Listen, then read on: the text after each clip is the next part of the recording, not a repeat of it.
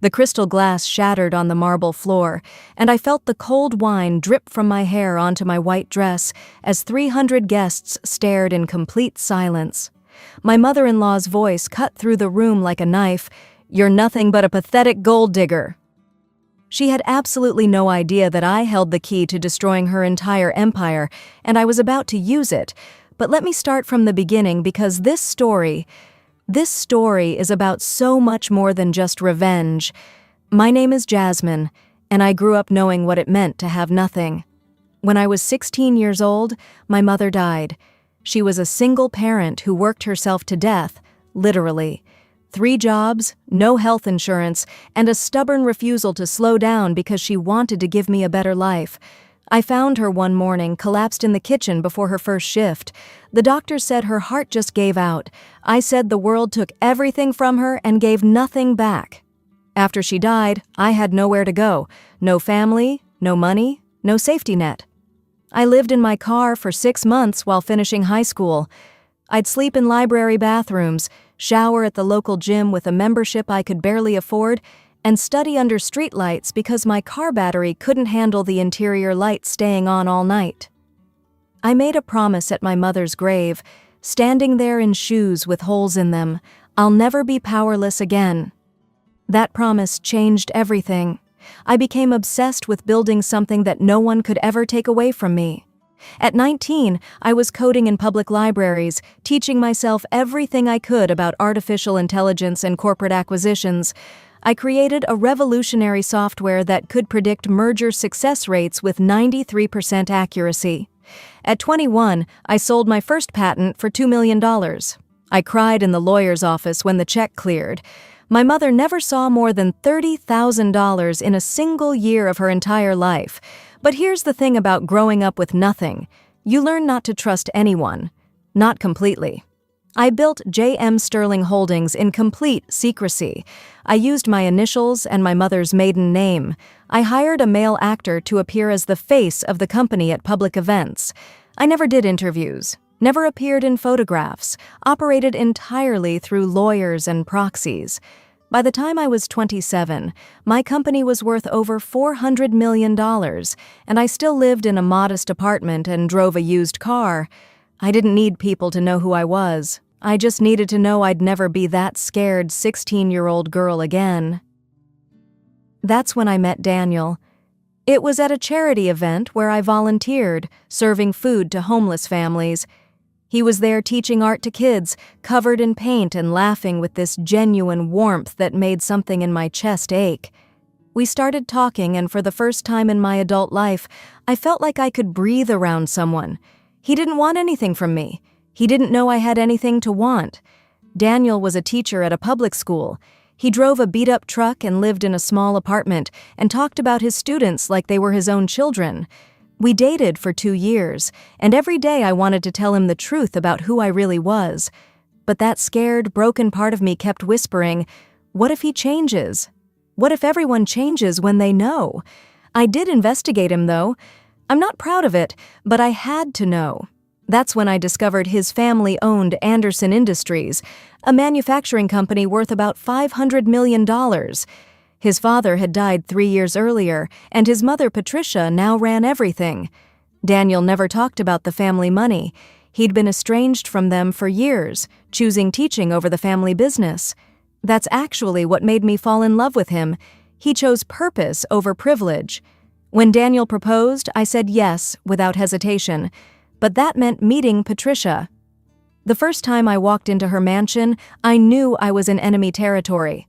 The house was massive, cold, filled with expensive things that had no warmth. Patricia looked me up and down like I was something she'd scraped off her shoe. "Where did you buy that dress?" she asked, her voice dripping with disdain.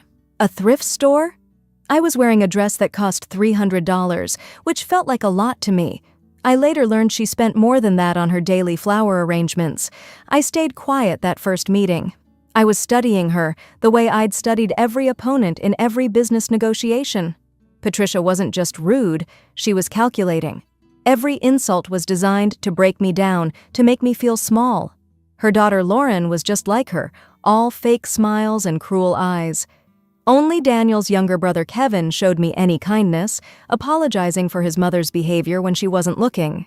What followed were 6 months of systematic cruelty that would have broken most people. In the first week, Patricia served me food I was allergic to, claiming she forgot, even though Daniel had told her 3 times. A month in, Lauren posted edited photos of me online with captions mocking my clothes and background. Patricia accidentally uninvited me to a family dinner and then told Daniel I never showed up, trying to make me look disrespectful. 3 months into our engagement, Patricia tried to bribe me. She wrote a check for $50,000 and slid it across her marble kitchen counter. "Leave my son," she said. "This is more money than someone like you will ever see." I looked at that check, an amount that once would have changed my life, and left it sitting there. "I love Daniel," I said quietly. "That's not for sale." Her face twisted with rage. She hired a private investigator to dig up dirt on me. She spread rumors at her country club that I was a con artist after the family fortune. She excluded me from every family event she could, and when she couldn't exclude me, she made sure I knew I wasn't welcome. Through it all, I documented everything. Screenshots, recordings, witnesses. I'm a businesswoman. I know how to build a case. But here's what Patricia didn't know. What no one knew. My company was already circling Anderson Industries like a shark. My analysts had been tracking their financial collapse for over a year. They were $50 million in debt and hemorrhaging money. And I'd discovered something else. Patricia had been embezzling company funds for years. $15 million funneled into offshore accounts through fake invoices and shell companies. She was robbing her own family blind and cooking the books to hide it from the board members. When Anderson Industries reached out to JM Sterling Holdings, desperately seeking an acquisition to avoid bankruptcy, I couldn't believe my luck. Fate had literally delivered my worst enemy right to my doorstep. I agreed to the $800 million deal through my lawyers, never revealing my identity. I personally designed the terms, building in clauses that would expose Patricia's crimes during the due diligence process. I set the closing date for 1 week after our engagement party. My assistant Jennifer asked me, "This is personal now, isn't it?" I looked at her and said, "She wants to break me. Let's see who breaks first." The engagement party was Patricia's final masterpiece of cruelty. She invited 400 guests, business associates, high society friends, distant relatives Daniel barely knew. She deliberately didn't tell me the dress code, claiming she forgot to send me the invitation details. When I arrived in my simple cream-colored dress, elegant but understated, I immediately realized my mistake. Every other woman there was in a designer gown, dripping with jewelry. Patricia had set me up perfectly. She forced me to stand at the front of the room during her toast. I stood there, feeling all those eyes on me, knowing I looked underdressed, knowing that's exactly what she wanted. Patricia's voice rang out, clear and cruel. "We must acknowledge the unexpected addition to our family." She paused, letting the words sink in, letting people laugh. "You know, when Daniel first told me he was engaged, I thought surely to someone from our world. Someone with the proper background, the right education, the appropriate breeding." She listed everything she found wrong with me, each word chosen to cut deeper. "Jasmine has no family. My mother was dead. No education from any proper schools, no career worth mentioning, no class, no grace, and frankly, no business being here." People shifted uncomfortably, but no one spoke up. That's what money does. It buys silence. "A mother knows a gold digger when she sees one," Patricia concluded, "and I'm looking at one right now." Daniel tried to intervene, standing up from his seat. Patricia held up her hand, silencing him with a look. She'd trained him his whole life to obey. I found my voice then, surprising myself with how steady it was. "I love your son," I said clearly. "That's all that matters. That's all that should matter." Patricia's face turned red with pure rage. The mask slipped completely. "Love?" she practically screamed. "You don't even know what love is, you little leech. You found a meal ticket and you dug your claws in." She grabbed her wine glass, full of expensive red wine, and I knew what was coming. Part of me could have stepped aside. But I stood there, chin up, looking her dead in the eye. She threw the entire glass directly in my face. The wine hit me like ice water despite the room being warm. It soaked through my hair, ran down my face, drenched the front of my dress. The crystal glass fell from her hand and shattered on the marble floor at my feet, the sound impossibly loud in the shocked silence. 300 people gasped, hands flying to mouths, but no one moved. No one helped. Patricia's voice dripped with venom as she leaned close to me, wine dripping from her own hands now. "That's what I think of you. You're nothing, a pathetic failure who trapped my son with probably a fake pregnancy or some other scheme. You'll never, ever be good enough for this family. You're garbage, and garbage belongs in the street." Lauren started a slow clap from across the room, mocking me. A few people laughed nervously. Daniel sat frozen in his chair, his face pale with shock. Kevin started toward me, but Patricia snapped, "Stay where you are!" He stopped. I stood there for a long moment, feeling the wine drip down my arms, feeling the weight of my mother's memory, feeling every day of those 6 months of calculated cruelty. I didn't cry. I didn't yell. My voice came out cold as ice when I finally spoke. "Are you finished?" Patricia smiled triumphantly. "Get out of my house." I smiled back, and something in that smile made her expression flicker with uncertainty. "Interesting choice of words," I said softly. "Your house." I let that hang in the air for a moment, watching confusion cross her face. Then I turned and walked calmly toward the bathroom, glass crunching under my heels. In the bathroom mirror, I looked at myself, wine-stained, hair ruined, dress destroyed. For just a second, I saw my mother's face overlaid on mine, and I heard her voice as clearly as if she were standing beside me. "Now, baby, do it now. Show them what you're made of." I pulled out my phone and texted Jennifer, "Connect me to the venue's display system. It's time." When I walked back into that ballroom, every conversation stopped. I must have looked insane, still drenched in wine, walking with my head high like I owned the place. I pulled out my phone and connected to the massive screens positioned around the room for the party's photo displays. "Before I leave," I said, my voice carrying in the silent room, "there's something everyone should know." Patricia's voice cracked like a whip. "Security! Remove this woman from my home immediately." 2 security guards started toward me, but something in my stance made them hesitate. "I wouldn't do that," I said calmly, looking directly at Patricia. "Especially you, Patricia." I used her first name deliberately, a sign of disrespect that made her face flush again. "Patricia," I continued, "how's the Anderson Industries acquisition going? The $800 million deal with JM Sterling Holdings? Still on track for next week?" Her face went completely white, like someone had drained all the blood from her body in an instant. "That's confidential business," she stammered. "The deal that's going to save your failing company?" I pressed. "The company you've been running into the ground while embezzling funds?" The room erupted in gasps and whispers. Several board members I recognized from my research stood up, confusion and anger on their faces. I touched my phone screen and the JM Sterling Holdings logo appeared on every screen in the room. Then a photo appeared, my professional headshot, the one I'd kept hidden for years. CEO and founder, Jasmine Maria Sterling. The room exploded. People were shouting, standing up, pointing at the screens and then at me. Patricia stumbled backward like I'd physically hit her. Daniel's mouth fell open. Kevin's eyes went wide with understanding. Lauren looked like she might faint. "My name is Jasmine Maria Sterling," I said, my voice cutting through the chaos. "I built my company from absolutely nothing. I started coding in public libraries because I couldn't afford a computer. I sold my first patent at 21. Today, my company is valued at $2.1 billion. More images flashed on the screens, Forbes articles, business awards, acquisition announcements, all with my company's name.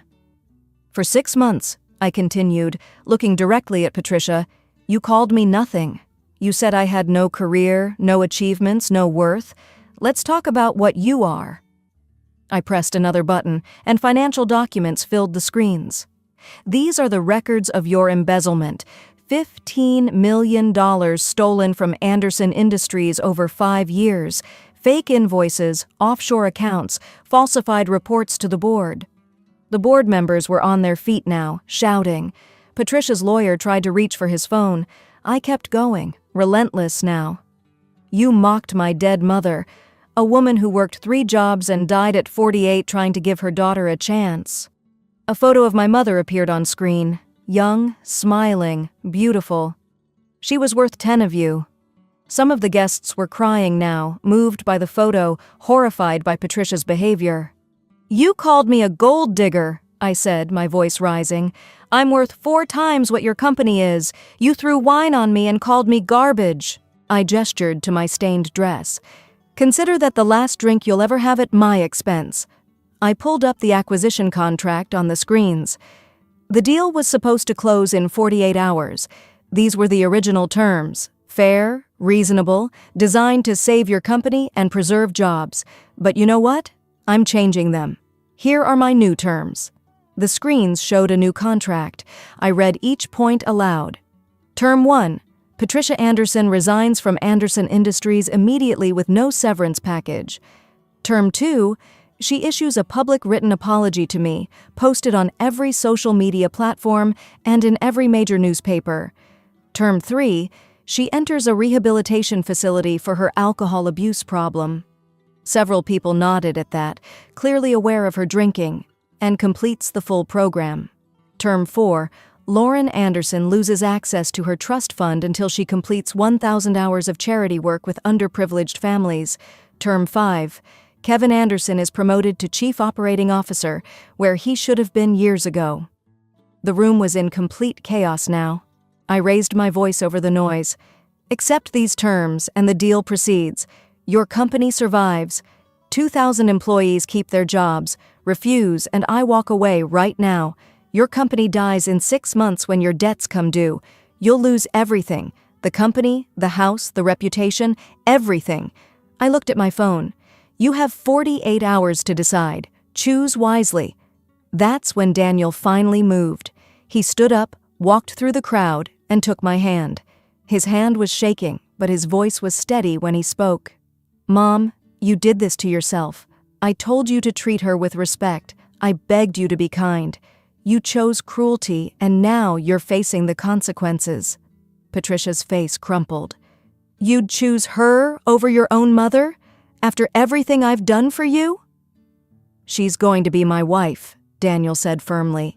And you just assaulted her in front of 400 people. You humiliated the woman I love because she wasn't born wealthy. You're not the mother I thought you were. Kevin stepped forward too, standing on my other side. I'm with them, Mom. What you did tonight was unforgivable. Lauren ran from the room, sobbing. Patricia collapsed into a chair, all the fight draining out of her. She looked old suddenly, small and broken. Part of me felt sorry for her, but only part. The next 48 hours were a media frenzy. Someone at the party had recorded everything and leaked it online. The video went viral, 10 million views in the first day. The business world rallied around me. Patricia's crimes were investigated. The board of Anderson Industries demanded her resignation before my deadline even expired. Patricia signed everything, every single term. Her public apology was front-page news. She admitted to the embezzlement, the cruelty, everything. She entered rehab quietly, her reputation destroyed. Lauren, after her initial tantrum, actually followed through with the charity work. 6 months later, she called me to apologize, her voice small and genuine. I was just like her, she whispered. I'm trying to be better. The company thrived under Kevin's leadership. He was brilliant, fair, innovative. Everything Patricia wasn't. We saved every single job and added 500 more within a year. The company's value increased to $1.2 billion. Patricia, to her credit, stayed sober. She lived in a modest apartment on the allowance the board granted her, nothing like her former mansion. 1 year after that wine-stained night, I created a scholarship fund in my mother's name, full rides to college for students who'd experienced homelessness. Patricia came to the launch ceremony. She looked different, humbler, quieter, somehow more human. At the end of the event, she approached me carefully. "I'm sorry," she said, and this time I heard real remorse. "You were always enough, more than enough. I was the failure, not you. Thank you for not destroying everything completely. Thank you for saving the company and giving me a chance to be better." I looked at this woman who'd made my life hell, who'd poured wine on me and called me garbage, and I felt nothing. No anger, no satisfaction, just peace. "I know I was always enough," I said quietly.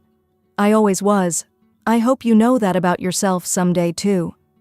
They say revenge is a dish best served cold. Mine was served in a wine-stained dress in front of 400 people. Patricia learned that day what I learned when my mother died. Underestimate the powerless at your own risk. Because sometimes the woman you're pouring wine on is the woman who owns your entire future.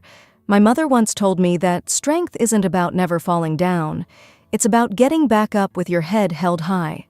I stood up in that ballroom drenched in wine, and I showed Patricia exactly what strength looks like. Not the strength of money or position or breeding, the strength of someone who crawled out of poverty, lived in her car, built an empire from nothing, and refused to ever be small again. That's my story. The story of how the gold digger became the golden girl, how the failure became the CEO, and how the woman covered in wine got the last laugh. And you know what the best part was? I didn't just defeat Patricia. I freed her family from her cruelty, saved thousands of jobs, and honored my mother's memory by helping kids who were just like I was, scared, alone, and desperate for a chance. Be kind to everyone you meet. You never know who's signing your paycheck tomorrow. And remember, when someone tries to pour wine on your dreams, use it to water the seeds of your revenge. Justice isn't always fair, but sometimes, just sometimes, karma knows exactly what she's doing.